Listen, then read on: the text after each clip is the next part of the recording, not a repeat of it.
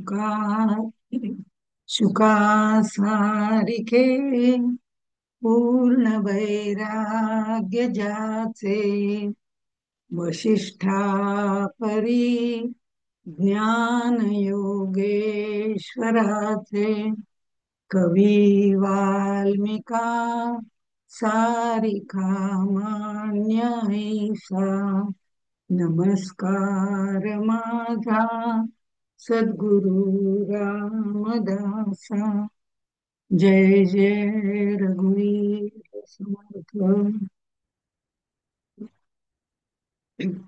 आपला 11वा दशक चाललेला आहे आणि त्यातला भीम दशक असं आपण त्याला म्हणतो. तो 11वा दशक चाललेला आहे.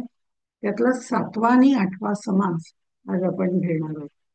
7वा समास घेण्यापूर्वी आपण आता या सगळ्या ह्याच्यामध्ये अलिप्तता हा भाग बघतोय. प्रत्येक ठिकाणी आपली अलिप्तता कशी असली पाहिजे याबद्दल समर्थांनी या दशकामध्ये आपल्याला सांगितलेले आहे. अगदी सर्वात प्रथम व्यक्ती म्हणून आपली अलिप्तता कशी असायला हवी, तर आपण कशापासून दूर राहायला पाहिजे.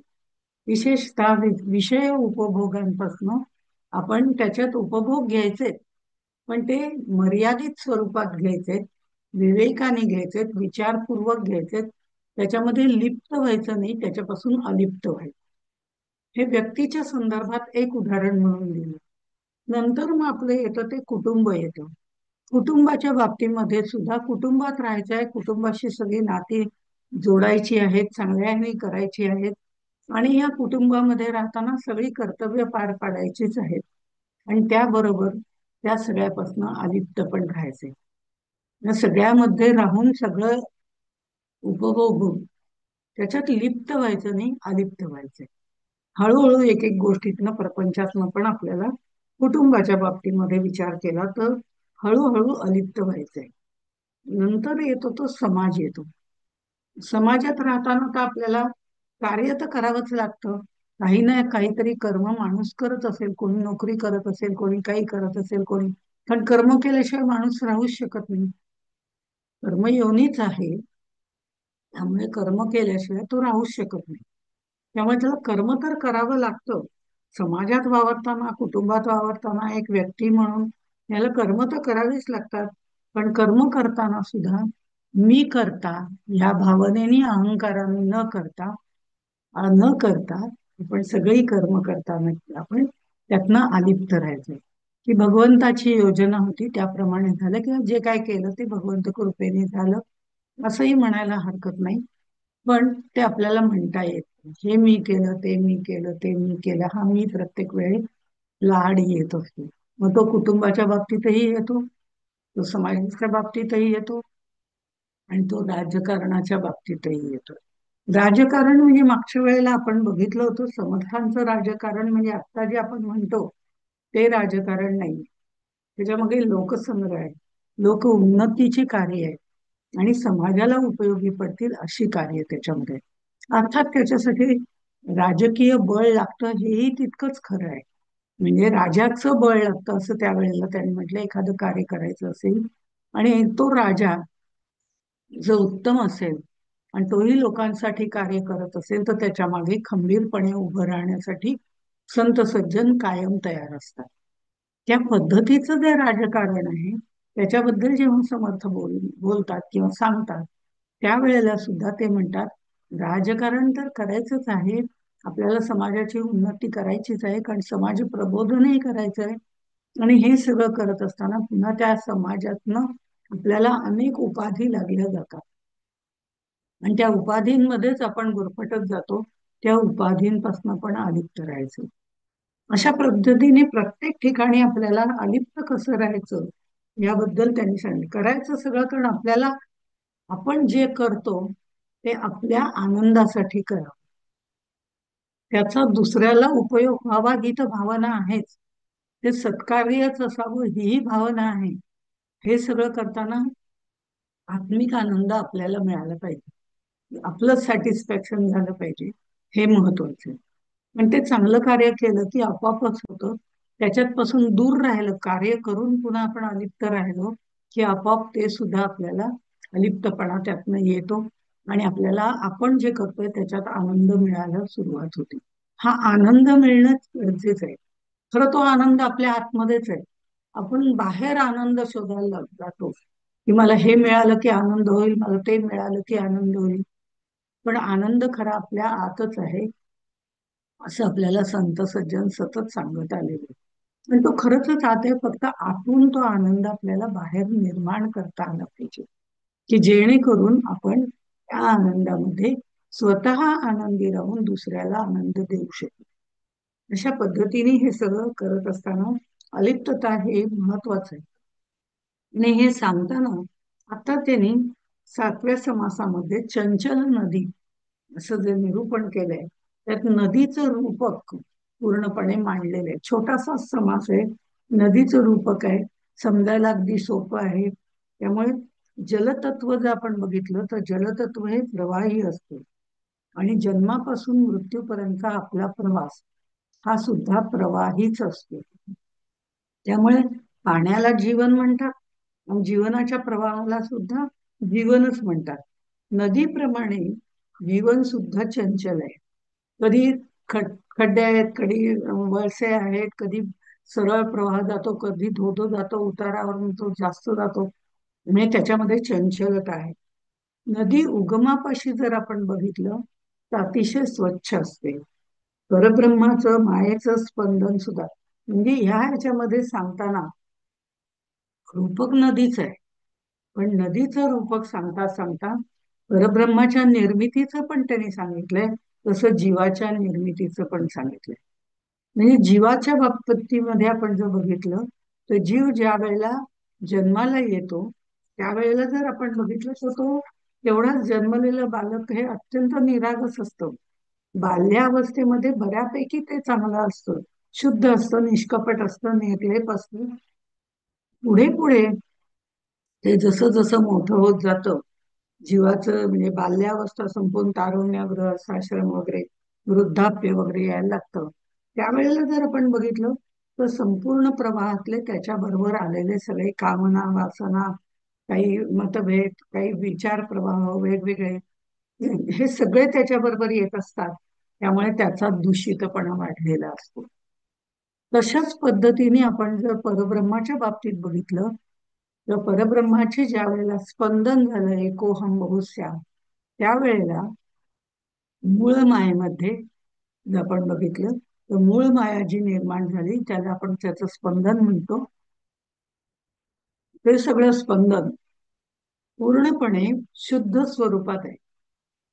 म्हणजे त्या परब्रह्माचं झालेलं एकोहम बहुस्यामी स्पंदन ही निर्मिती आहे, हा मूळ उगम आहे. आणि त्या उगमाच्या पाशी जर बघितलं तर मूळ माया शुद्ध स्वरूपात आहे. निजा जिला म्हटलं जातं, निजा. आपण याच्याबद्दल चर्चा आधी केली होती. प्रकर्षेण कृती करते ती प्रकृती, किंवा निजा म्हणजे जी त्याच्या बरोबर त्याच्या आतच आहे स्पंदन, त्याच्या आपलं स्पंदन आपल्या आत असतं त्याप्रमाणे ते शुद्ध स्वरूपातच असतं. पण ज्या वेळेला ती गुणक्षोभिणी होते मग तिच्यात पंचमहाभूतांचं मिश्रण होतं, मग त्याच्यामध्ये 3 गुण आणि अशी अष्टधा प्रकृती होते. अशा तऱ्हेने ती जेव्हा वाहत जाते, खाली खाली येत जाते, त्यावेळेला तिच्यामध्ये अनेक प्रकारचा केरकचरा निर्माण होतो. म्हणजे त्याच्यामध्ये सुद्धा काही दूषित प्रवाह निर्माण होतात, तेही त्याच्यामध्ये मिसळतात.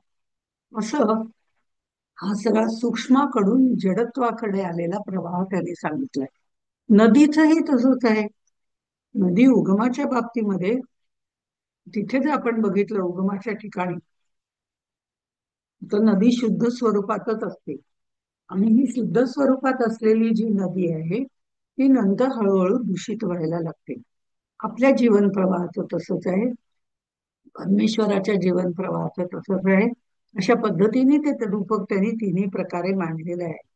म्हणून त्यांनी हे मूळ मायेवरचं नदीचं रूपक म्हणा, आपल्या जीवनावरचं रूपक म्हणा, काहीही म्हटलं तरी चालेल, तिन्हीचा विचार ह्याच्यामध्ये मांडलेला आहे. त्याच्यात ते म्हणतात चंचल नदी गुप्त गंगा, स्मरणे पावन करी जगा, रचित रोकडी पहागा, अन्यथा नव्हे श्रीराम, केवळ अचंचळी निर्माण झाली, अधोमुखे बळे चालली, खंडवा हे परी देखली, नाहीच कोणी श्रीराम. ही मूळ माया सुद्धा सूक्ष्माकडून स्थूलाकडे चाललेली आहे. हा सगळा उतरता प्रवास आहे. तो आधी त्यांनी आपल्याला सांगितलेला आहे. नदी जिथे उगम पावते तिथे तिची सूक्ष्म धार असते. पुढे ती मोठी मोठी होत जाते, फोफावत जाते. म्हणून तिला अचंचळी निर्माण झाली. ही जी मूळ माया आहे ती सुद्धा अचंचळी निर्माण झाली. परब्रह्म निश्चळ आहे असं जे आपण म्हणतो, त्या अचंचळामध्ये ती निर्माण झाली.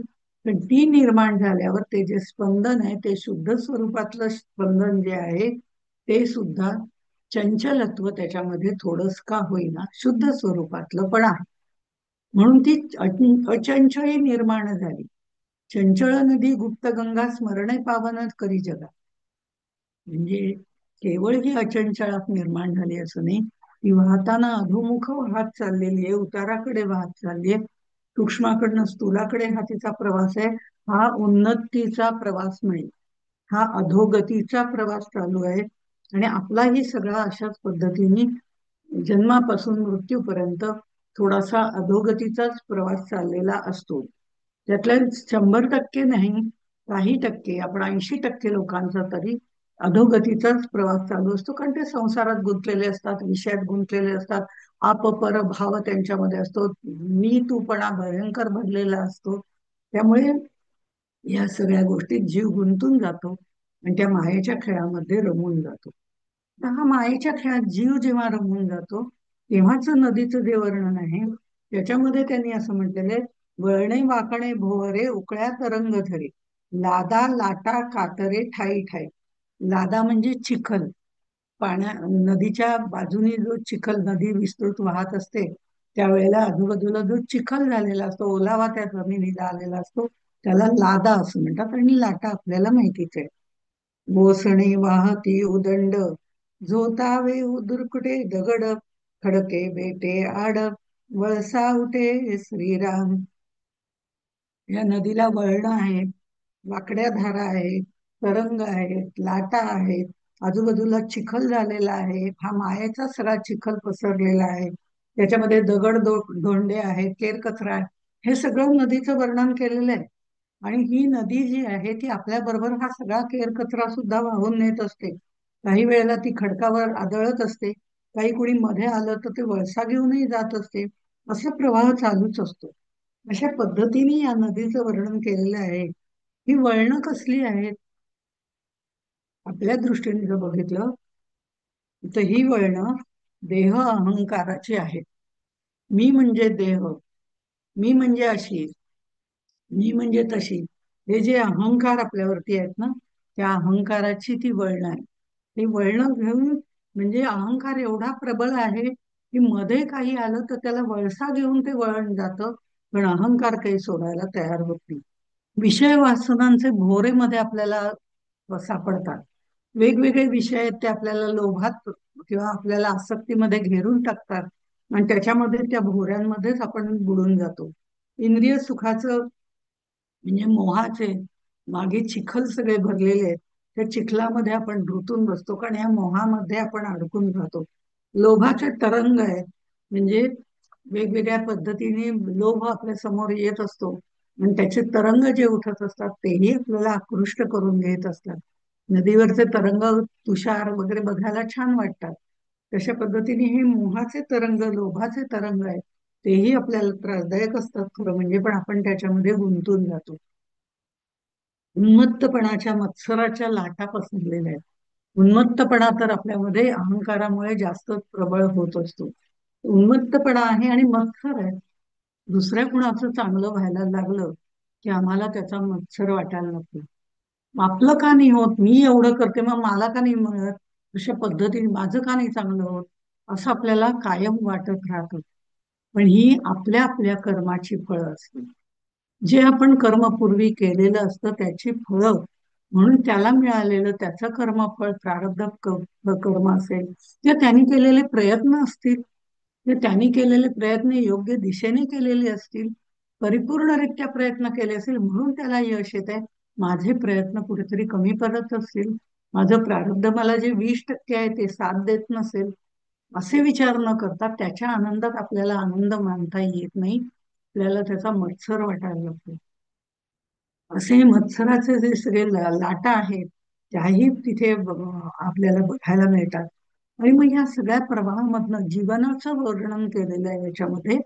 एक वाहतची गेले, एक वाहतची गेले, एक वळशामध्ये पडिले, एक साकडीत अडकले, अधोमुख श्रीराम, एक आपटो आपटोची गेली, एक चिरड चिरडोची मेली, कित्येक ते फुगली पाणी भरले श्रीराम.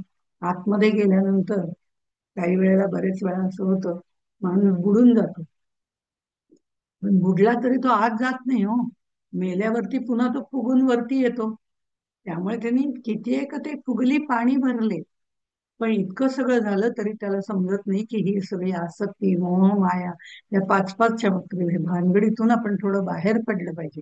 आपलं जीवन आपण समर्पित दृष्टिकोनातून वापरलं पाहिजे, चांगल्यासाठी वापरलं पाहिजे. हेवे दावे याच्यासाठी ते वापरायला आपल्याला दिलेलं नाही. हे मायाजळ जर बघितलं, मायेच्या बाबतीत जर बघितलं, तर मायाजळ सगळं कोरडच आहे. ही माया नदी आहे, त्याच्यात हे सगळं घडतंय असं आपल्याला रूपकात्मक सांगितलेलं असलं तरी प्रत्यक्षात बघितलं तर माया आहे का? माया या नास्ती सा माया, जी नाहीच आहे खरं म्हणजे, पण जिला आम्हीच आमच्या मनोबलाने निर्माण केलेली आहे. आणि आम्ही म्हणतो असं हे खरं म्हणजे हे सगळं प्राणी, जे जल आहे, पाणी आहे, ते मृगजळाप्रमाणे आहे. मृगजळ खरं असतं का? पण आम्हाला लांबपर्यंत कुठेतरी पाणी दिसतं आणि मग आम्ही म्हणतो नाही नाही इथे पाणी आहे, आपण तिथे जाऊन पाणी पिऊया, छान पाणी वाहतंय असं वाटतं. अशा ठिकाणी मृगजळ जे निर्माण होतं त्या मृगजळात खरं पाणी नसतं. तसं या मायेच्या नदीमध्ये खरं म्हटलं तर पाणी नाहीच आहे. तर आम्हाला असं वाटतं आम्ही त्याच्यात बुडतोय, आम्ही त्याच्यात तरंगतोय, आम्ही त्याच्यात आपटतोय, जातोय. कोणी साकडीत अडकतंय, कोणी आपटतायत, कोणी फुटतायत, कोणी प्रवाहात मिसळत आहेत. हे सगळं ऋषीमुनींना विश्व ज्या वेळेला नदीच्या स्वरूपात दिसलं त्यावेळेला त्यांनी हे वर्णन केलेलं आहे. हे विश्व नदीच्या स्वरूपात भागवतात वगैरे अशा गोष्टी आपल्याला पाहायला मिळतात. श्वेताश्वेतर उपनिषदामध्ये असं म्हटलेलं आहे की या नदीमध्ये, ज्याच्यामध्ये जळ नाहीच आहे खरं म्हणजे, अशी ही माया नदी जी आहे त्याच्यामध्ये 5 प्रकारचे भोवरे आहेत. हे भोवरे जे त्यांनी सांगितलं त्या भोवऱ्यामध्ये अडकून माणूस पडून जातं आणि त्याच्यातच बुडून जातं.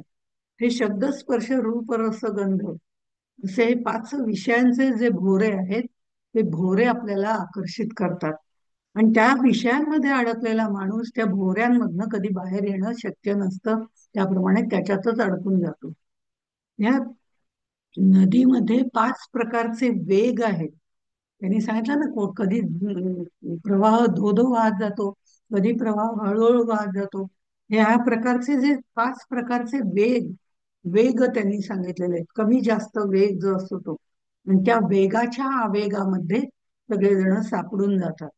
हे 5 प्रकारचे वेग कोणते आहेत? गर्भवासाचं दुःख, त्याला तुरुंगवास तुरुंगवास असं म्हटलेलं आहे. गर्भामध्ये असलेला जीव तुरुंगवासामध्ये असल्यासारखा असतो. त्यामुळे हे गर्भवासाचं दुःख पहिलं आहे. दुसरं दुःख आहे ते जन्माचं दुःख आहे. जन्म म्हणजेच दुःखाचे मूळ असं म्हटलेलं आहे. त्यामुळे अगदी सुरुवातीचा पहिला दुसरा समाज जन्म मृत्यू त्याचं वर्णन केलंय त्यावेळेला म्हटलेलं आहे. तर जन्म हाच मुळामध्ये दुःख आहे. कारण जन्माला आलेला प्राणी या सगळ्या ह्याच्यामध्ये गुंतून पडतो आणि मग त्याला दुःख सहन करावं लागतं. तो अनेक प्रकारच्या अपेक्षा लोकांकडनं ठेवतो आणि मग अपेक्षा भंगाचं दुःख त्याला भोगावं लागतं. इतकंच नाही, तो दुसऱ्यांचं चांगलं न बघता स्वतःच हित करायला जातो आणि कुठेतरी स्वार्थामुळे त्याच्या पदरी दुःख पदरी पडतं. म्हणजे हे अशा पद्धतीचे दुःख ही जन्मानंतर भोगावीच लागतात. तर पहिले जे 5 आवेग सांगितले त्याच्यामध्ये गर्भवासाचं दुःख, जन्म दुःख, नंतर म्हातारपणाचं दुःख. ही म्हातारपणाचं दुःख सुद्धा वेगळंच असतं. खरं म्हणजे सगळं आपलं कोणीतरी करावं, आपलं कोणीतरी हे सगळ्यांनी सेवा करावी असं वाटत असतं, तर कुणाला बोलायला पण वेळ नसतो. अशा पद्धतीचे अनुभव वेगवेगळ्या ठिकाणी वेगवेगळ्या वयस्कर वृत्तीच्या लोकांना तर येत असतातच. पण त्याही पेक्षा स्वतःची दुःखही आहेत, शरीराचे भोग आहेत. शरीराची दुःख म्हणजे काही आजार आहेत. हे करता येत नाही, ते करता येत नाही, उठता येत नाही, बसता येत नाही, कुठे जाता येत नाही. हे आपले आपले शरीर दौर्बल्य ज्याला म्हटलं जातं, त्याचं दुःखही म्हातारपणी होतं, कारण सगळे अवयव क्षीण झालेले असतात. मग म्हातारपणी तरी आपल्या एक एक वृत्ती बाजूला सोडणं आवश्यक आहे की नाही? जन्माच्या वेळेला, गर्भवासाच्या वेळेला आपण काही करू शकत नाही. जन्म होतो त्यावेळेला करू शकत नाही. त्याच्यानंतर आपल्यामध्ये आपल्याला कर्तृत्व दिलेलं आहे. आपण काय करायचं हे आपण ठरवू शकतो. कर्मयोनी आहे, कर्म करायचंय. पण काय कर्म करायचं हे आपण ठरवू शकतो. त्यावेळेला आपल्या शरीराला झेपेल एवढं आपण जरूर करू शकतो. मग ते कार्य करावं जे आपल्याला बसून करता येतं ते बसून करावं, जे झोपून करता येतं ते झोपून करावं. अशा पद्धतीने आपणच आपल्यामध्ये त्या पद्धतीने विचारांचं परिवर्तन करायला पाहिजे. तसंच शारीरिक दृष्ट्या जे आपल्याला जमत नाही ते करण्याचा अट्टहास पण करू नये. म्हणजे या सगळ्या गोष्टी विचाराने, विवेकाने, विचारपूर्वक रीतीने कराव्या लागतात. आणि हे सगळं करताना कोणत्या गोष्टी सोडायला पाहिजेत आणि कोणत्या गोष्टी आता आपण करू शकतो याचा विवेक आपल्याला करावा लागतो. हा विवेक विचारपूर्वक जर केला तर आपल्याला याचा त्रास होत नाही. त्यामुळे म्हातारपणाचं दुःख हे सगळं, हे आवेग जे आहे त्या वेगांचं आवेगामध्ये रूपांतर झालं आणि आपण त्याच्यात अडकलो, तरी त्यातनं आपण कसं बाहेर पडू शकतो, त्यातनं आपण कसं अलिप्त राहू शकतो, हे आतापर्यंत आपल्याला वेगवेगळ्या पद्धतीने समर्थाने सांगितलेलं आहे. आता या रूपकामध्ये फक्त त्याची रिव्हिजन आहे. दुसरं रोगांचं दुःख आता मी सांगितलं त्याप्रमाणे. आणि सगळ्यात शेवटचं म्हणजे मृत्यूचं दुःख. मृत्यूचं दुःख हे प्रत्येकाला आहे. आज ना उद्या मला जायचंय, मला हे सगळं सोडून जायचंय.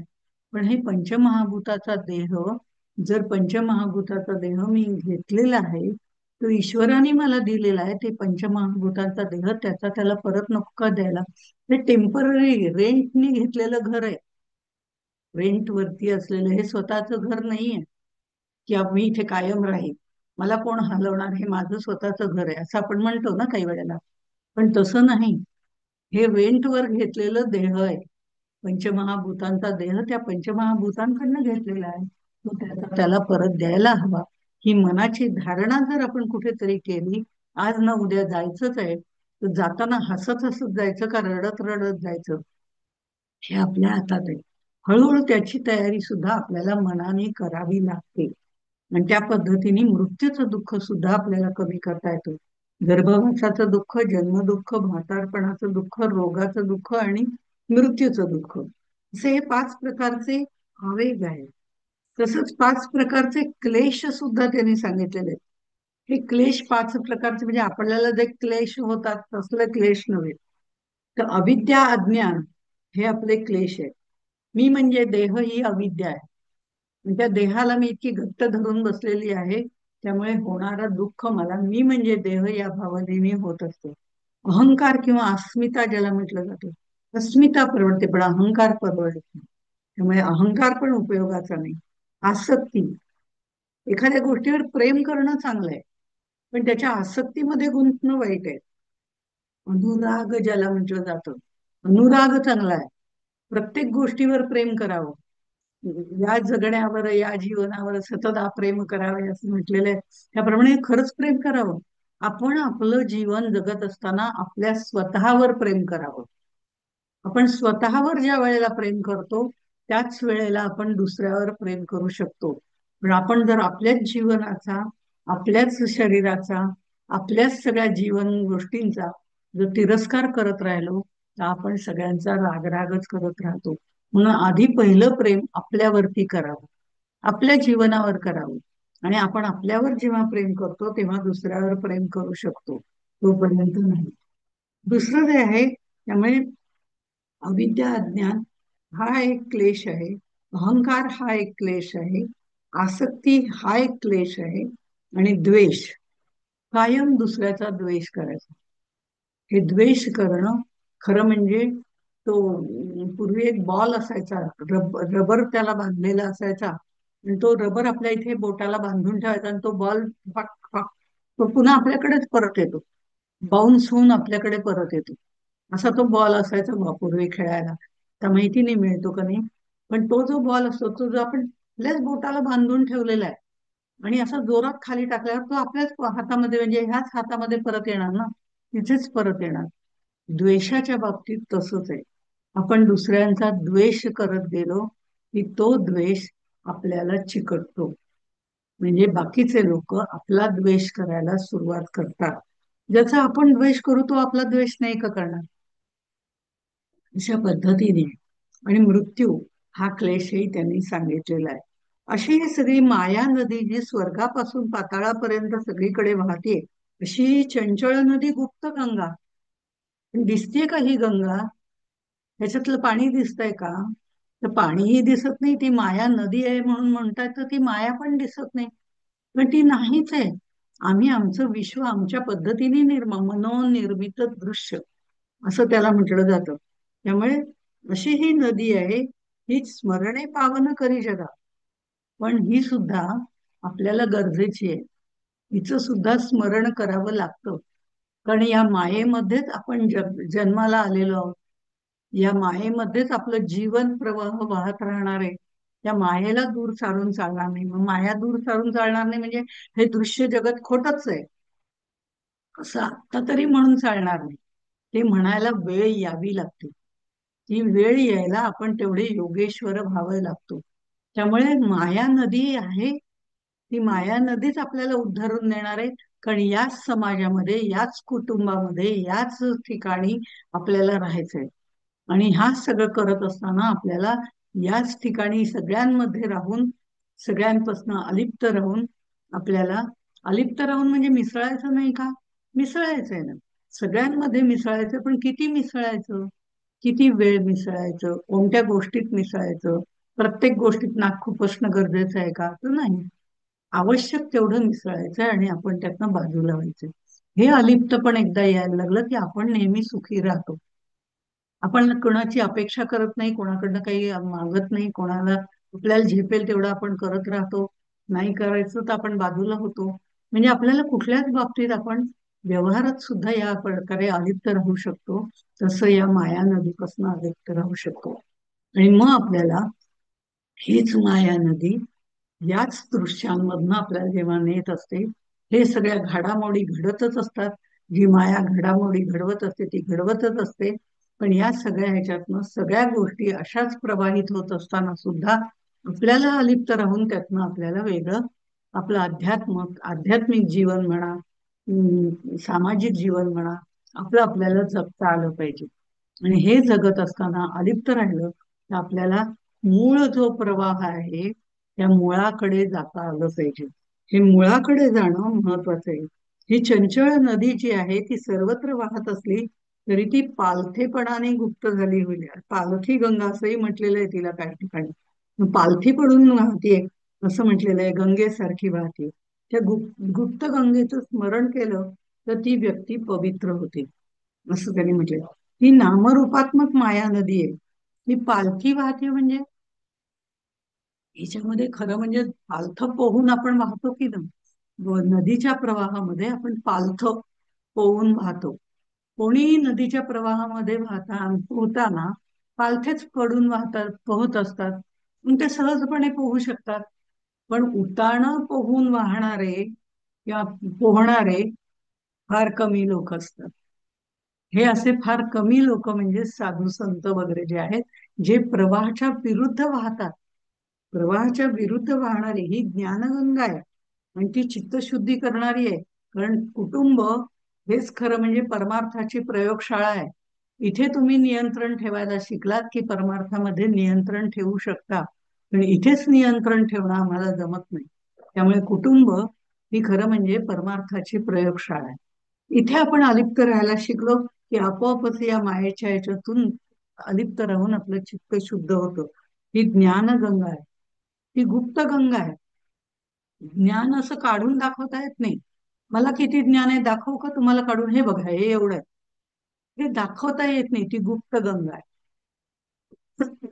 ही जी गुप्त गंगा आहे ती ह्याच्यातनं ज्ञानाने आपल्याला तरून जाता येतं. त्यासाठी वैराग्याचं बळ लागतं. आणि उगमाकडे ज्यांना जायचं असतं, म्हणजे प्रवाह बरोबर वाहून वाहत जातात, त्यांचं आतापर्यंत सगळं वर्णन आपण बघितलं. कोणी नदीत सापडले, कोणी साखळीत सापडले वगैरे, असं तसं सगळं वर्णन त्यांनी केलेलं आहे. पण प्रवाह बरोबर वाहत राहणं म्हणजे क्या रे नुमाया क्या किया? तर काहीच केलं नाही जीवनात. काय केलं? खाए पिए, नौकरी की, शादी की, बच्चे पैदा किए, मर गए. क्या रे नुमाया क्या किया? तूने क्या किया? तो कुछ नहीं किया. हे जे आहे हे सगळं प्रवाहाबरोबर वाहत जाणं आहे. पण जेव्हा तुम्ही काहीतरी वेगळं करता, तुम्ही काहीतरी विशेष करता, जेव्हा तुम्ही आध्यात्मिक दृष्टिकोनात एक एक गोष्टी करत असता आणि आपल्याच शरीराला, आपल्याच आत्म्याला शांत करत असता, आणि ते प्रवाहाच्या विरुद्ध वाहत जाणं हे अवघड आहे. प्रवाहाच्या विरुद्ध वाहत जाताना अंगामध्ये बळ असावं लागतं. पालथं पडून सगळेच वाहतात, उताणं पडून वाहणं आणखीन अवघड असतं. तशा पद्धतीने प्रवाहाकडचा जो वेग आहे तो, त्या प्रवाहाच्या विरुद्ध वेगाने आपण जात असतो, त्याला बळ लागतो. आणि हे बळ कशाचे? एक बळाचे निवडले ते पोहतची उगमास गेले. म्हणजे बळ कुठलं लागतं? तर वैराग्याचं बळ लागतं, अलिप्तपणाचं बळ बळ लागतं, नाम नाम साधनेचं बळ लागतं. असं अनेक पद्धत, साधन चतुष्टयाचं बळ लागतं. आज आपण साधन चतुष्टय वगैरे हे सगळं यापूर्वी आपल्याला समर्थाने सांगितले. ते बळ इथे आपल्याला उपयोगी पडतं या माया नदीतून वाहत असताना. एक बळाचे निवडले ते पोहतची उगमास गेले, उगमे दर्शने पवित्र झाले, तीर्थरूप श्रीराम उगमा पैलीकडे गेले. तेथ परतोनी पाहिले, तव ते पाणीच आटले, काहीच नाही श्रीराम. काही बलिष्ठ लोक, बलवान जे आहे, बलवान सामर्थ्य वेगळ्या दृष्टीने सांगितलेलं आहे, ते मात्र उलट पोहत उगमाकडे जातात, म्हणजे ते मुळाशी जातात. नक्की देव कोण आहे, खरा देव कोण आहे, थोरला देव कोण आहे, अशा पद्धतीने विचार करायला ते सुरुवात करतात. हा त्यांचा जो उगमाकडे जाण्याचा प्रवास आहे, तो अंतर्मुख साधनेचा प्रवास आहे. हा अधोर्ध्व प्रवास आहे, खालून वरती जाणारा प्रवास आहे, स्थूलाकडून सूक्ष्माकडे जाणारा प्रवास आहे. आता आपण सगळे घरंगळणारे बघितले, पण आता मायेपासून, म्हणजे मायेपर्यंत, मूळ मायेपर्यंत जाण्याचे एक बळाचे निवडले ते उगमास गेले. ते उगमापर्यंत म्हणजे मूळ मायेपर्यंत गेले. उगमे दर्शन पवित्र झाले, त्यांना परमेश्वराचं दर्शन कळलं. कारण मूळ माया हे परब्रह्माचं स्पंदन आहे, ते त्याच्यामध्येच आहे, आतमध्येच आहे.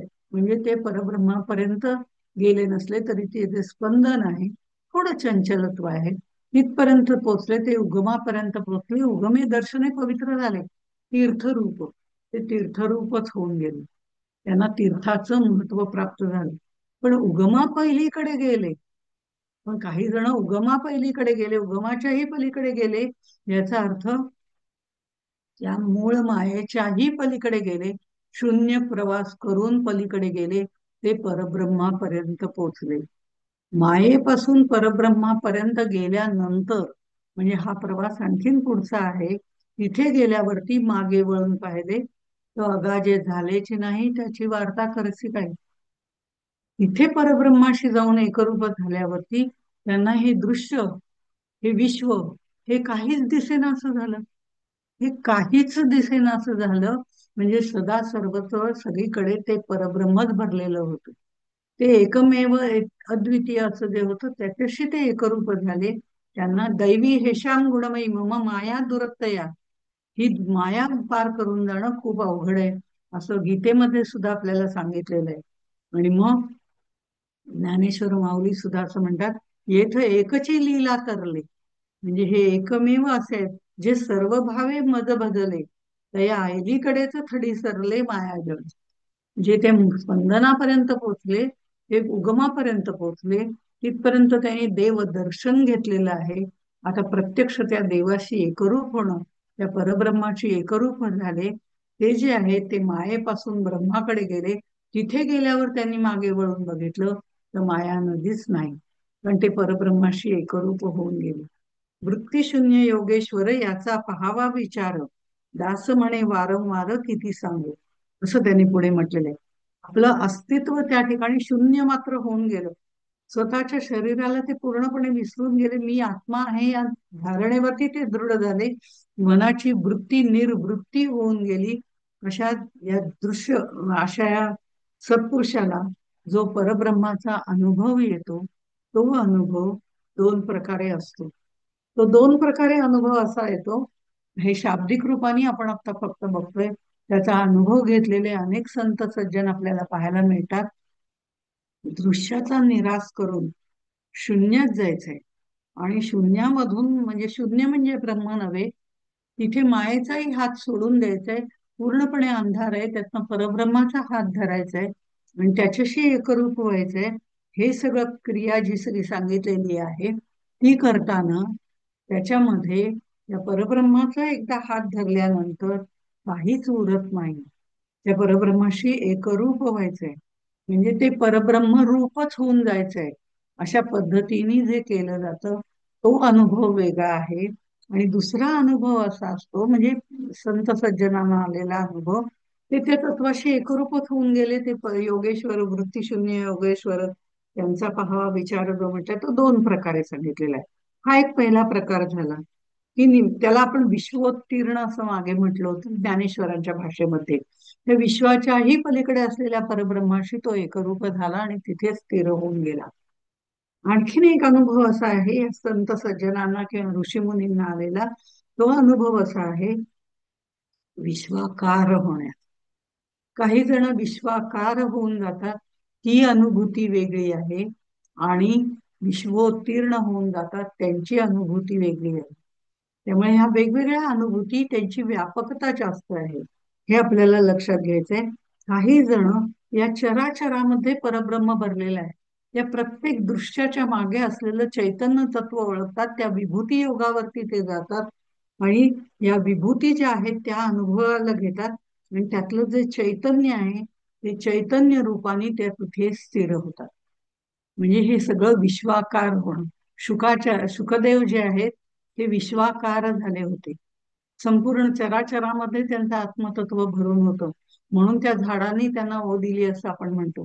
आणि काही जण विश्वोत्तीर्ण होऊन जातात. ते योगी मुनी हिमालयामध्ये त्या परब्रह्माशी एकरूप होतात. शरीर पडेल तेव्हा पडून जातं आणि ते त्या परब्रह्माशी एकरूप होऊन जातात. असंही काही जणांचं होतं. असे दोन प्रकारचे अनुभव आहेत आणि त्यामुळे इथे त्यांनी त्या प्रकारे सांगितलेलं आहे. हे प्रत्येक वेळेला आपल्याला समर्थ सांगतात की हे चराचरामध्ये जे चैतन्य आहे ते सगळं चैतन्य त्याच्यामध्ये ते आहे, त्याच्याशी तरी एकरूप होणं हे विश्वाकार होणं झालं. उगमाकडे गेल्यानंतर पहिलीकडे जाण्याचे सुद्धा हे दोन भाग आहेत. त्या पहिलीकडे जाताना उगमापर्यंत जाऊन हे विश्वामध्ये चराचरात भरून राहणं किंवा परब्रह्माशी एकरूप होऊन विश्वोत्तीर्ण होणं. अशा पद्धतीने दोन प्रकारे समर्थांनी हे अनुभूतीच्या गोष्टी सांगितलेल्या आहेत. आणि ह्या सांगतात आता पुढच्या याच्यामध्ये म्हणजे दशक 11वा, समास 8वा, अंतरात्मा विवरण त्यांनी सांगितलंय. हाही 25 ओव्यांचा आहे आणि ह्या दोन गोष्टींना धरून हा पुढचा समास आहे. त्यामुळे अंतरात्मा निरूपण, समर्थांनी अंतरात्मा हा शब्द जर बघितला तर तो बऱ्याच ठिकाणी बऱ्याच वेळा बऱ्याच प्रकाराने वापरलेला आहे. मग तो अंतरात्मा त्यांनी आपल्या अंतरातला जो आहे, आतमध्ये आहे, तो अंतरात्मा म्हटलेला आहे. विश्वामध्ये आहे त्याला अंतरात्मा म्हटलेलं आहे. म्हणजे वेगवेगळ्या स्वरूपात त्यांनी त्याचं जाणीव म्हणजे अंतरात्मा म्हटलंय, महत्त्व म्हणजे अंतरात्मा म्हटलंय, जगज्योती म्हणजे अंतरात्मा म्हटलंय, मूळ माया म्हणजे अंतरात्मा म्हटलंय. असं वेगवेगळ्या पद्धतीने ही नावं दिलेली आहेत.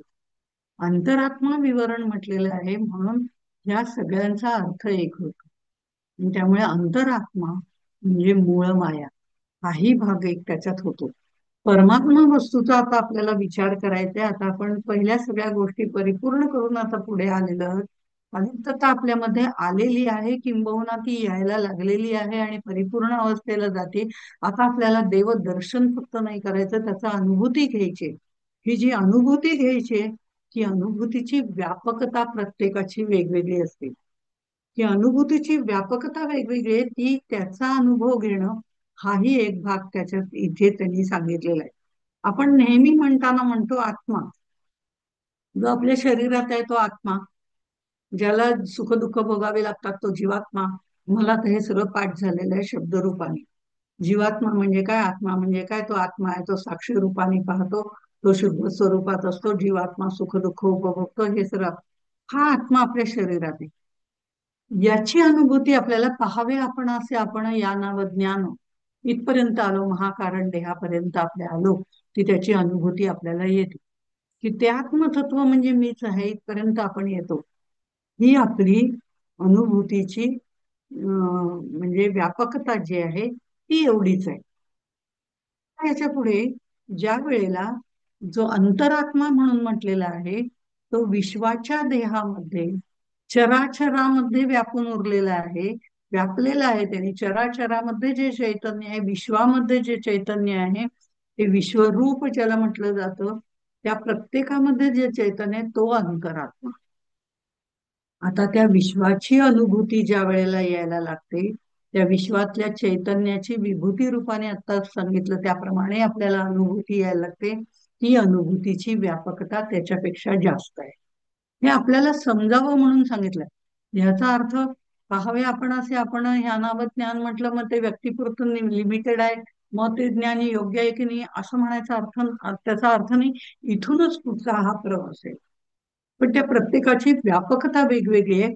आपली जी व्यापकता आहे ती शरीरापुरती आहे, की मी म्हणजे देह नाही हे मला कळलं, मी म्हणजे आत्मतत्व आहे हे मला कळलं. ही व्यापकता शरीरापुरती आहे. हा विचार करण्याच्या दृष्टीने त्यांनी दाखवलेला मार्ग आहे. ही व्यापकता आली की आपोआप या पुढच्या दोन्हीची व्यापकता आपल्याला सहजपणे प्राप्त होते.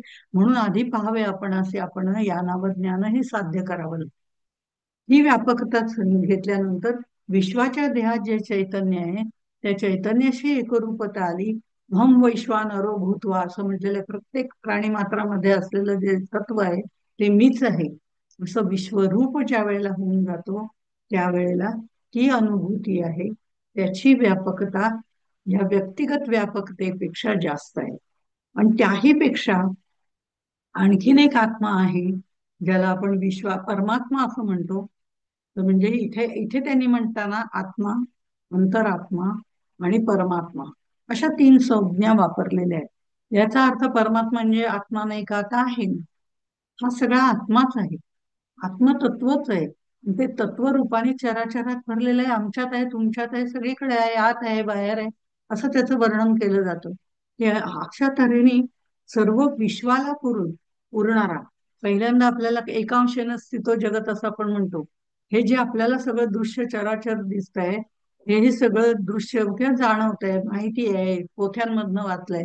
अनेक ब्रह्मांडे लगडली असं समर्थांनी वर्णन सुरुवातीला केलेलं आहे.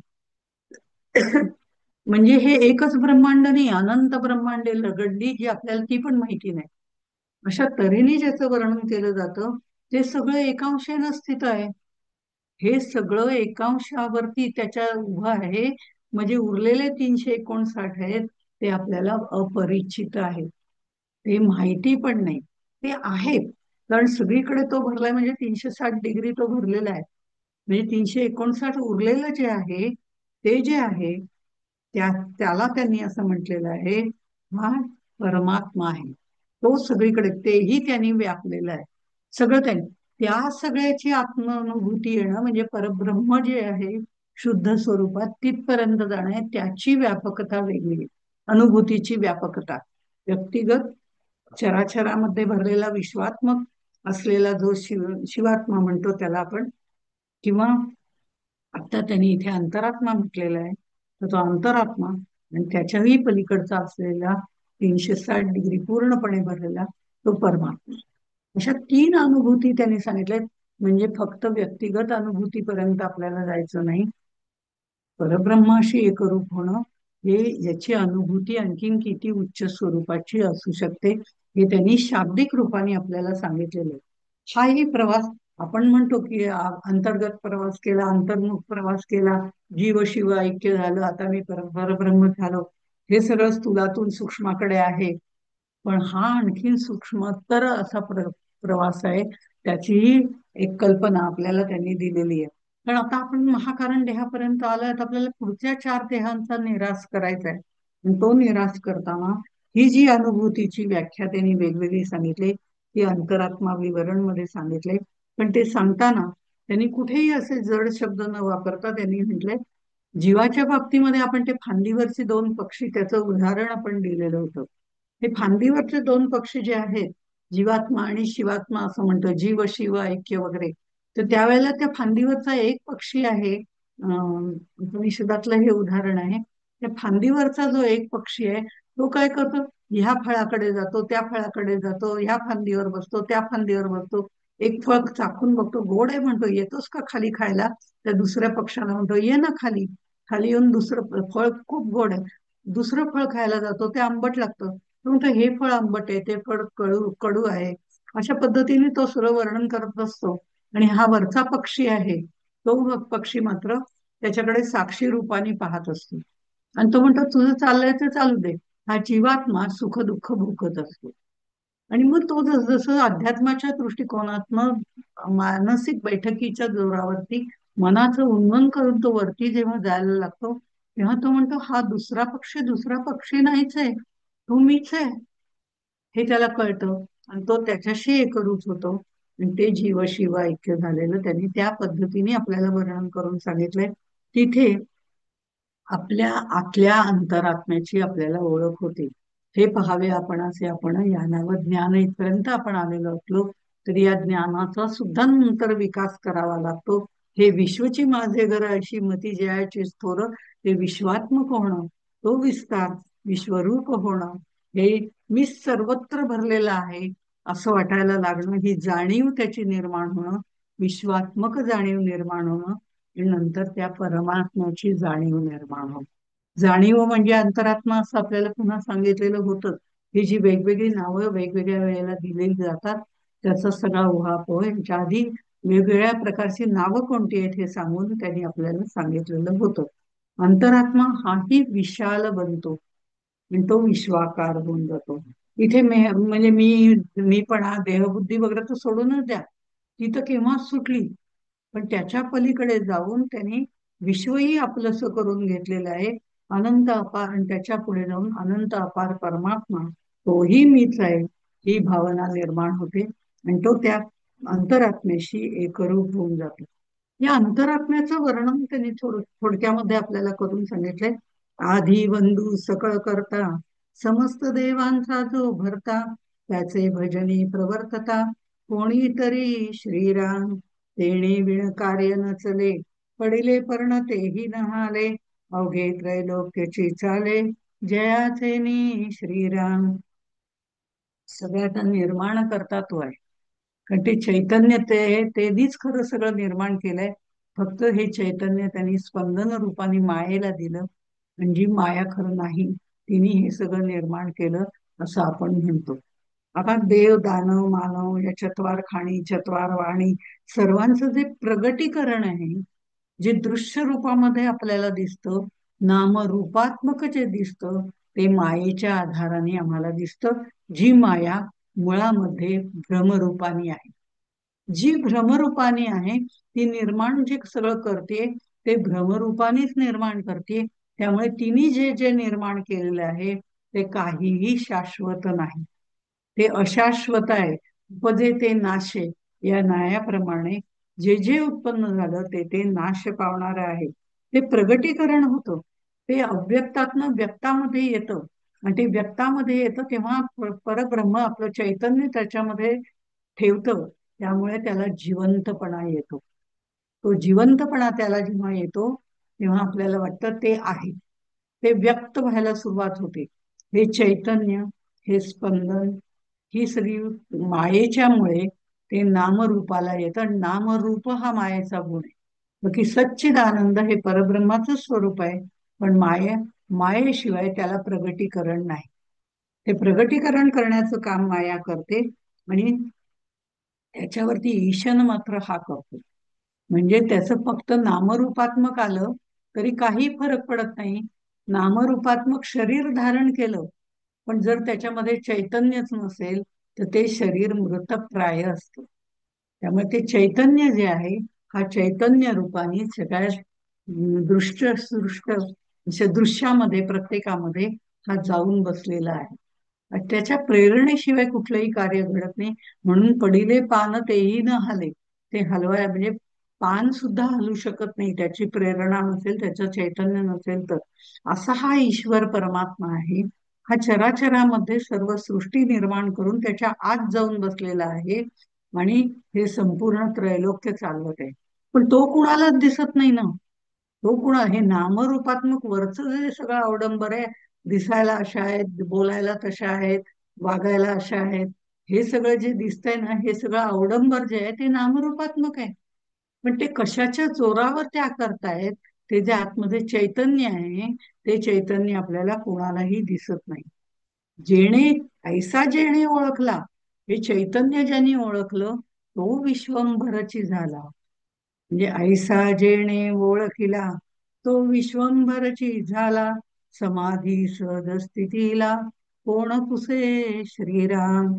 अवघे त्रैलोक्य विवरावे तेव्हा वर्म पडेल ठावे. अवचटे घबाड सिणावे न लगेच काही श्रीराम. आपण स्वतः जर बघितलं तर ज्ञान अनंत रूप आहे वगैरे ह्या सगळ्या आपण शाब्दिक रूपाने बऱ्याच गोष्टी बघितलेल्या असतात. त्यामुळे आपण जे राहतो ते ज्ञान मिळवायचंय आपल्याला. मी देह आहे या बुद्धीपासून मी आत्मा आहे या बुद्धीपर्यंत आपल्याला जायचंय, म्हणजे देहबुद्धी ते आत्मबुद्धी करायची आहे. तर त्यावेळेला जीवाला ती जाणीव नसते. जीव या सगळ्या वासनांनी वेष्टित होतो पण तो आपल्याला अपूर्ण समजतो. हा अपूर्ण आहे म्हणून त्याला पूर्ण करावं लागतं. खरं म्हणजे तो पूर्णात पूर्णमिदम आहे असं आपल्याला संत सांगतात. पण मग काय झालं, तर तो वासनांनी वेष्टित झाल्यामुळे या आतापर्यंत आपण अलिप्त राहायला सांगत आलोय, त्या अलिप्त मध्ये अलिप्त पण त्याला अजून जमलेलं नाही. त्यामुळे त्याला असं वाटतं मी अपूर्ण आहे. आणि मी अपूर्ण आहे म्हटल्यावर मला हाव निर्माण होते पूर्ण होण्याची. मला हे कमी आहे, मला ते कमी आहे, असं जसं व्यवहारात वाटतं तसं पूर्णातून अपूर्णातून पूर्णाकडे जाणं अवघड आहे. आणि त्यासाठी हा आध्यात्मिक प्रवास करायचा असतो. पूर्ण जे आहे ते कमी असतं, त्याला पूर्णाकडे जाण्यासाठी त्याच्या सारखंच व्हावं लागतं. ते सगळे गुण त्यात जी कमी आहे ती आपल्याला घ्यावी लागते. तशा पद्धतीने त्या पूर्णामध्ये जे जे गुण आहेत ते आपल्याला घ्यावे लागतात. तो अगुणी असं म्हटलेलं आहे. अगणित गुण असलेला आहे पण तरी त्याचे गुण सगळे शांत स्वरूपात आहे. ते तो प्रगट करत नाही. तो मायेमध्ये आल्यावरती ती माया ते सगळं दाखवून देते की त्याच्यात एवढे गुण आहेत. खरं म्हणजे या मायेचाच हात धरून आपल्याला पुढे जायचंय. त्यामुळे ती मायाच आपल्याला दाखवते की अरे त्याच्यात हे सगळे गुण आहेत, जे गुण तुझ्यात सुद्धा आहेत. पण ते तुझे गुण तू अजून त्याला फुलवलंच नाही. तो जो निखारा आहे, ज्ञानस्वरूप निखारा आहे, त्याच्यावर कुंकर घाल ना. त्याच्यावर असलेली राख सगळी झाडून टाक, आपोआप तो फुलेल. हे जे आहे त्याच्यासारखं पूर्णात पूर्णमिदम असं जर व्हायचं असेल तर अपूर्णाने पूर्णाला पूर्णपणे जाणायला पाहिजे. ज्ञानदृष्टीने जाणायला पाहिजे. पण ज्ञानदृष्टीने बुद्धीच्या जोरावर त्याला जाणून तिथपर्यंत जायला पाहिजे. पण नंतर हे ज्ञान आणि बुद्धी दोन्ही बाजूला ठेवावी लागते आणि त्याच्याशी एकरूप व्हावं लागतं. असा हा अव्यक्त आत्मा जो आहे तो पूर्णरूप असा आहे, जो व्यक्त झालेला नाहीये. तो पूर्णात पूर्ण असा जो आहे अव्यक्त स्वरूपामध्ये आहे, परब्रह्म स्वरूपामध्ये आहे. त्याच्याशी एकरूप झाल्याशिवाय जीवाला परिपूर्ण ज्ञान होत नाही. आधी पाहावे आपण असे आपण, नंतर विश्वाकार होणं आणि त्याच्यानंतर त्या परब्रह्माशी ही आपल्या जाणीवेची व्यापकता आपल्याला वाढवावी लागते. त्या वेगवेगळ्या पद्धतीने द्यावं लागतं.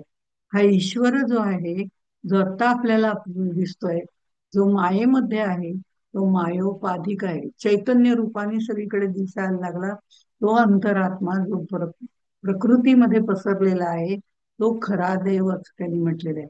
तर ते जे चैतन्य आहे त्यातलं ते थोरला देव. नुसतं चैतन्य हे सगळं विश्वरूप आपल्याला दिसायला लागलं. ते विश्वरूप चैतन्य त्यातलं दिसायला लागलं की तो ते चैतन्य आहे ते खरा देव आहे, तो थोरला देव आहे असं त्यांनी म्हटलंय. ती एकदा जाणून ती जाणीव एकदा झाली की आपल्याला त्या दृष्टिकोनातून आपली वाटचाल सुरू होते. अंतरात्मा देहाचे गुणधर्म घेऊन देहाला चिकटतो तेव्हा तो चंचल असतो.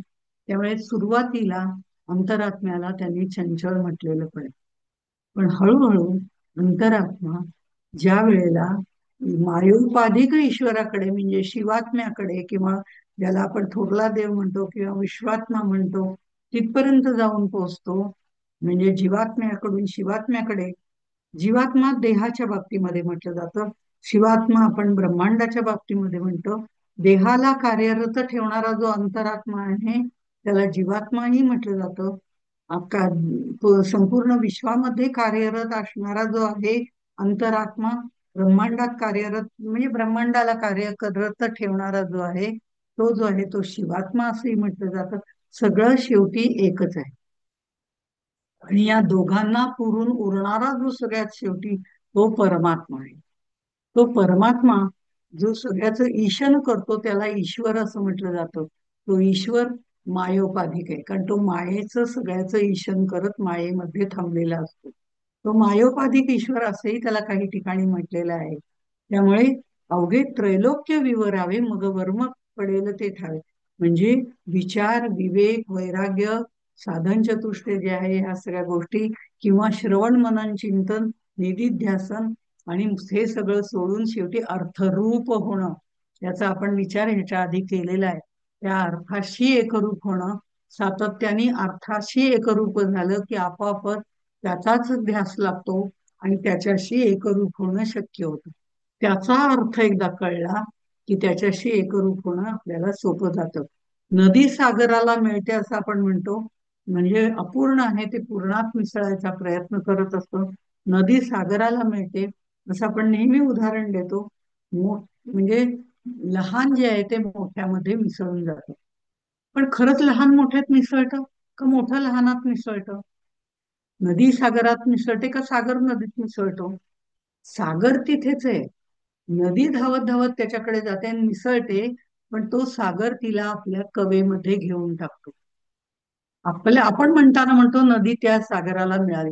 नदी तिथपर्यंत धावत गेलीये, महाकारण देहाच्या पलीकडे झाली, विश्वाकार देहापर्यंत जाऊन पोहोचली. आता तिथे जाऊन मिळायचंय, ते सागराला जाऊन मिळायचंय, त्यावेळेला तिला मिसळावं लागत नाही.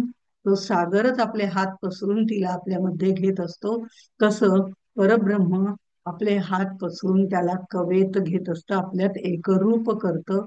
अशा स्थितीने त्याचा लय होत नाही, ते त्याच्याशी एकरूप होतं. आपण म्हणताना म्हणतो नदी सागराशी मिळाली, आता ती वेगळी काढता येत नाही, तिचं पाणी वेगळं करता येत नाही.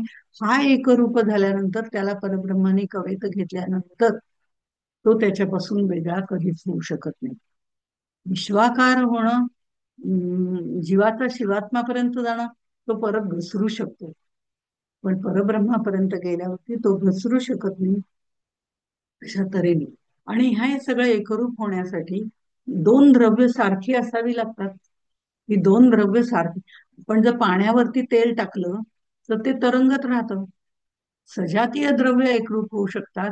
मी जर त्याचाच अंश आहे, मी सजातीय आहे, मी त्याचाच अंश आहे, त्याचेच सगळे गुणरूप माझ्यामध्ये आहेत. जे नाहीत त्याचे गुण, ते सगळे एकदा मी बाजूला केले की मी त्याच्यासारखाच आहे, मग मी त्याच्याशी एकरूप होऊ शकतो. अशा तऱ्हेने तिथपर्यंत मी जाऊ शकतो. हे इंद्रिय, मन, बुद्धी, ज्ञान याप्रमाणे आपण जाऊ शकतो. पण इंद्रिय बुद्धी ही ज्ञानप्राप्तीची साधनं आहेत. ही ज्ञानप्राप्तीची साधनं आहेत, त्यांना मर्यादा आहे. ती मर्यादा आहे, ईश्वराचं ज्ञान जे आहे ते ज्ञानाने होत नसतं. ज्ञान म्हणजे ते बाकीचं सगळं जे ज्ञान आपण शाब्दिक ज्ञान मिळवतो त्याने होत नसतं. त्याचं प्रत्यक्ष कृती करावी लागते. ती कृती जेव्हा आपल्या आचरणात येते त्यावेळेला आपल्याला हे सगळं साध्य व्हायला सुरुवात होते. ज्ञानाने नाही, बुद्धीने नाही, मनाने नाही. कारण मन, बुद्धी, ज्ञान याच्या पलीकडे ते अज्ञेय असं आहे. त्याच्यासाठी श्रद्धा, भक्ती आणि विश्वास पाहिजे. कारण तो विश्वास, श्रद्धा, भक्ती हेही नंतर त्याच्यापर्यंत जाताना हळूहळू दूर व्हायला लागतं. मग समाधी लावली काय, नाही लावली काय, सहज समाधी घडली काय, नाही घडली काय, ही सगळी साधनं आहेत त्याच्यापर्यंत जाण्याची. आगगाडी हे त्या स्टेशन पर्यंत जायचं साधन आहे. पण एकदा स्टेशनवर पोहोचल्यानंतर, जिथे आपल्याला जायचंय तिथे पोहोचल्यानंतर ती रेल्वे आपल्याला सोडून द्यावी लागते. मला तिने इथपर्यंत आणलं, आता मी त्याच्यातच बसते असं म्हणून चालत नाही. त्या स्टेशनवर उतरावंच लागतं, त्या स्टेशनशी एकरूप व्हावं लागतं. तसं हे सगळी जी आहेत ही आतापर्यंत बघितली, ही साधनं आहे. ती साधनं सोडून द्यावी लागतात. आणि तो जेव्हा आपल्याला कवेमध्ये घेतो, त्यावेळेला आपल्याला त्याच्याशी एकरूप व्हावं लागतं. म्हणून पूर्णाचा अपूर्ण पुरेना, काजे अखंड विवरेना, विवरत्या विवरता बोलेना देवा वेगळा. तो वेगळा राहतच नाही. तो भक्त विभक्त नाही, तो भक्त म्हणतात तो इथे येतो. म्हणजे आपण आपल्याला भक्त म्हणून घेत असतो. ठीक आहे, चांगली गोष्ट आहे. त्या निमित्ताने आपण विभक्त नाही होणार, त्याच्यापासून याची काळजी घ्यायला सुरुवात करतो. तो जो आहे, जीवात्मा जो आहे तो अल्पज्ञ आहे असं आपण समजतो, आणि शिवात्मा जो आहे तो सर्वज्ञ आहे असं समजतो. आणि ते परब्रह्म आहे, ते ज्ञ स्वरूप आहे.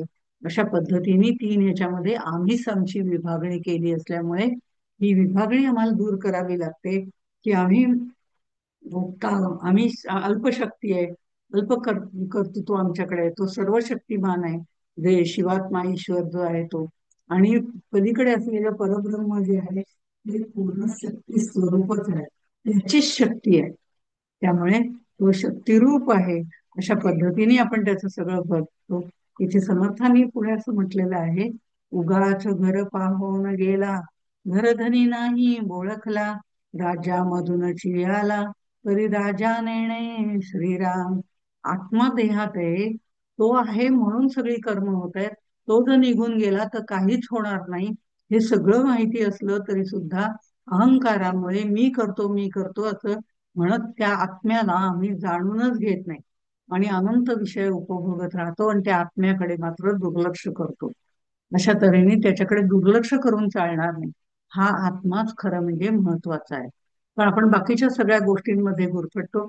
एक गोष्ट जाता जाता सांगते. ती गोष्ट, एक व्यापारी असतो. आज आपण एक थोडं 5 मिनिटं उशीर वेळ घेणार आहोत आपल्या सगळ्यांचा थोडा म्हणजे, पण हा समास आपण पूर्ण करूया. एक व्यापारी असतो, त्याला 4 बायका असतात. एक अतिशय देखणी असते, सुंदर, आणि तिला तो नेहमी आपल्या बरोबर न्यायचा.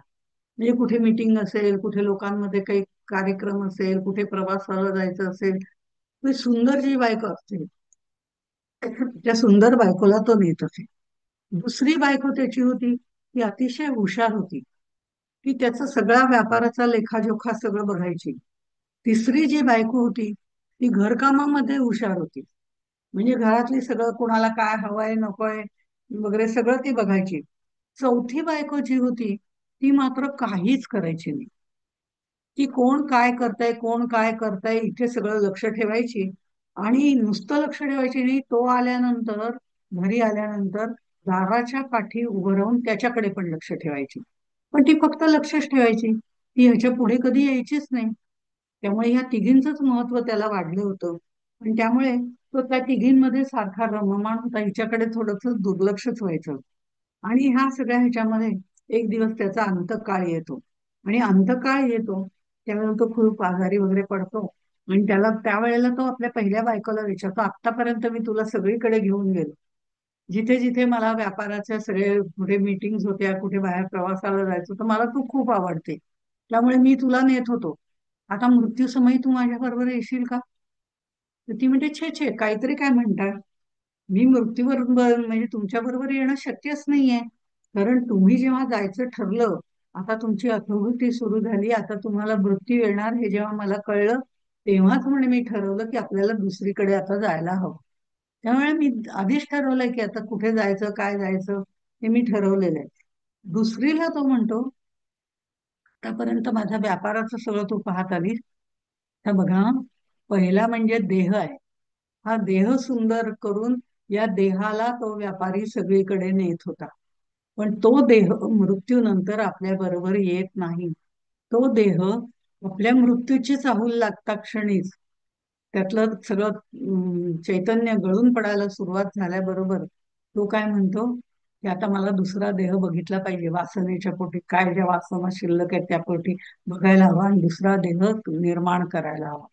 तो देह तिथेच टाकून दिला जातो, त्यामुळे तो त्याच्या बरोबर येत नाही.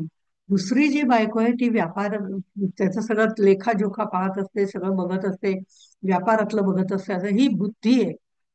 या बुद्धीला तो विचारतो, तू माझ्या बरोबर येतेस का मृत्यूनंतर? ती म्हणते, कसं शक्य आहे? तुम्ही गेल्यानंतर तुमच्या पश्चात मृत्यूपत्र वगैरे सगळं मला बघायचंय. तुमच्या बरोबर येऊन मी काय करणार? तुमच्या बरोबर मी येणार नाही, तुम्ही तसंच जायचंय. मग ही बुद्धी जी आहे ती सुद्धा त्याच्या बरोबर जायला तयार होत नाही. नंतर जी येते ती त्याच्या घरामध्ये काम करणारी जी आहे ते म्हणजे मन, आतमध्ये काम करत असतं. त्या मनाला तो विचारतो, तू माझ्या बरोबर येशील का तिसरी बायको? तर ती म्हणते, छे छे. म्हणतं, मी नाही तुमच्याबरोबर, कारण मला वासनांच्या संगे जायचंय. त्यामुळे मी त्यांच्या बरोबर जाणार. दुसरा देह शोधला की त्या देहाला म्हणणार, चल तू तिकडे ये. आम्ही तिघी जणी बरोबर राहिलेलो आहोत सारख्या, मन बुद्धी आणि देह एकत्र राहिले. म्हणजे मला काय वासनांच्या मध्ये बघायचंय, कुठे जायचं, काय जायचं. ते मनाच्या बरोबर त्या वासना सगळ्या निघून जातील. त्यावेळेला मला देहाला कळवायला लागेल की इथे देह घ्यायला तुझं, राहायला तुला इथे यायला हरकत नाही. मग बुद्धी पण तिथे येईल. सगळ्या मन बुद्धी देह सगळे जे आहेत ते कोणीही नकार देतो, त्याला खूप वाईट वाटतं की कोणीच माझ्या बरोबर यायला तयार नाही. ह्या तिघींना मी सारखं नेत असतो. त्यावेळेला हळूच दारामागून आवाज येतो की मी यायला तयार आहे तुमच्या बरोबर. आतापर्यंत मी साक्षी रूपाने सगळं बघत आले, कोण कसं वागताय, कोण काय करताय. ते जे आत्मतत्व आहे ते दारामागून साक्षी रूपाने प्रत्येक गोष्ट पाहत असतो. ते साक्षी रूपाने पाहणारं आत्मतत्व आहे तेच शरीरातून आपल्या बरोबर बाहेर पडतं. किंबहुना ते तत्व बाहेर पडल्यानंतरच मृत्यू येतो.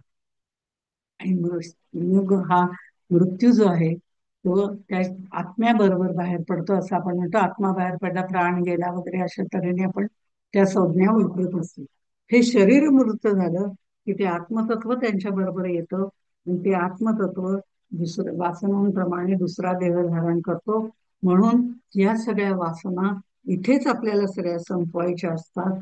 आणि त्या संपवायच्या असतील तर आपल्याला हळूहळू ह्या आपली जी व्यापकता आहे, आपल्याला जे ज्ञान होणार आहे, आत्मज्ञान ज्याला म्हटलं, त्याच्याही पलीकडे जाऊन जी विश्वाची अनुभूती, परब्रह्माची अनुभूती घ्यायची, त्याची जी व्यापकता आहे ती वाढवायची. आणि ती वाढवताना काय करायचं? तत्वे तत्व जेव्हा उडे, तेव्हा देह बुद्धी झडे. निर्मळ निश्चळ चहूकडे, निरंजन श्रीराम. आपण कोण कोठे कैचा, ऐसा मार्ग विवेकाचा. राणी जो सोय एकाचा, त्यास हे कळेना श्रीराम. एका तत्वाने दुसऱ्या तत्वाचा निराश करायचा. आपल्या आधी मुळामध्ये आपल्या ज्या वासना आहेत त्या वासना इथेच आपल्याला शमवून किंवा त्याचं निरसन करून टाकायला पाहिजे. पण ते अलिप्तपणाशिवाय आपल्याला कधीही जमणार नाही. हा अलिप्तपणा आपल्यामध्ये आला की आपल्या वासना आपोआपच निर्वासन वृत्ती तयार व्हायला लागते. आणि मग एका तत्वाने दुसरा तत्वाचा निराश होतो. आणि मग देहबुद्धी हळूहळू क्षीण व्हायला लागते. मी कुठून आलो, मी काय आहे, मी कोण आहे, असे प्रश्न पडायला लागतात. आणि मग हळूहळू आत्मबुद्धी बळावायला लागते. सर्व तत्वांचा धाडा झाल्यानंतर आत्मबुद्धीची आपल्यामध्ये निर्माण होते. त्याला कळतं की मी म्हणजे शरीर नाही, मी म्हणजे मन नाही, मी म्हणजे बुद्धी नाही, तर मी एक तत्व आहे. हे लक्षात यायला सुरुवात होते. तत्वे तत्वा जेव्हा उडे, हे अशा तत्वांचा निराश आपल्याला करावा लागतो. आणि मी त्याचा अंश आहे, आता मला त्याच्याशीच एकरूप व्हायचंय. त्या मायेचा हात धरूनच आपल्याला तिथपर्यंत जायचंय. आणि तिथपर्यंत गेल्यावर त्या परब्रह्माशी ज्या वेळेला ते परब्रह्म आपल्याला कवेत घेतो त्यावेळेला माया सोडावी लागत नाही. माया आपला हात आपणहून सोडून देते आणि आपण त्यातनं बाहेर पडतो, असं वर्णन आत्मारामामध्ये केलेलं आहे. अशा तऱ्हेने या विवेकाच्या सहाय्याने अनुभूतीच्या कक्षा आपल्या सगळ्या वाढवायच्या आहेत. आणि त्या कशा वाढवायच्या, त्यासाठी अलिप्तपणा गरजेचा आहे हे सांगून अलिप्तपणे निर्वासन व्हायचंय. त्यावेळेला आपल्या ह्या पुढच्या कक्षा वाढतील. अशा पद्धतीने हे अंतरात्म्याचं वेगळ्या पद्धतीने विवरण करून पुढचा टप्पा त्यांनी साधनेतला आपल्याला करायला सांगितलाय. तो शाब्दिक रूपाने जेवढा आपल्याला समजला तेवढा आपला आपण कळून घेतला. पण तो अनुभूतीच्या जोरावर कळण्यासाठी त्याला चित्तशुद्धी होणं अत्यंत गरजेचं आहे. आपण इथेच थांबू. पुढच्या वेळेला त्यांचा उपदेश काय आहे तो आपण बघू. जय जय रघुवीर समर्थ.